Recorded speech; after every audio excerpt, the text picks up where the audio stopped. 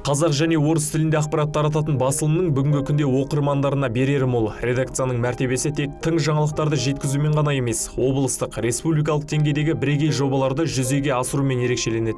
Мәселен, кітап оқып миллионер бол, 40 өтірік байқаулары мен жыл сайын дәстүрлі түрде ұйымдастырылып келе жатқан тәуелсіздік дастарханы шарасы. Өткеннің шежіресін шертіп, болашақтың бағдарын бағамдап жүрген редакция бүгінде ақпаратты тек газет беттерінде ғана емес, электронды жүйеде де таратады. Біз осы әлеуметтік желідегі парақшаларымызды белсенді түрде жүргізіп келеміз. Қазірде бірнеше мың оқырмандарымыз бар.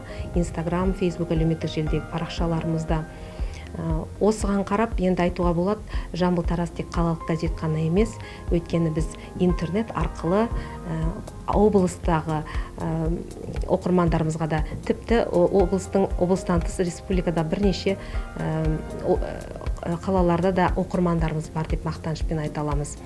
Газет беттерінде 2002 жылға дейін шыққан ақпараттардың басым көпшілігі орыс тілінде шықты. Алайда кейіннен Тараз қаласындағы тіл жаңашырларының қолдауымен жаңалықтар саны орыс тілімен бірдей қазақ тілінде де жарық көре бастады.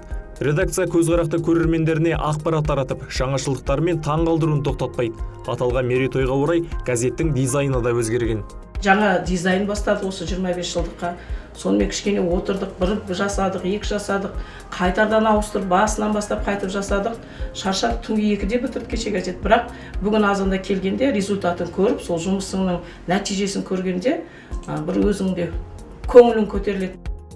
Аталған ұжымның шығармашылық және техникалық топтарында жалпысына 21 адам жұмыс істейді. Аптасына бір рет басылымы жарыққа шығып отырады. Шерхан Абзолұлы, Нұрлан Оспанәлі, Әбуғали Ордабай, Тараз 24.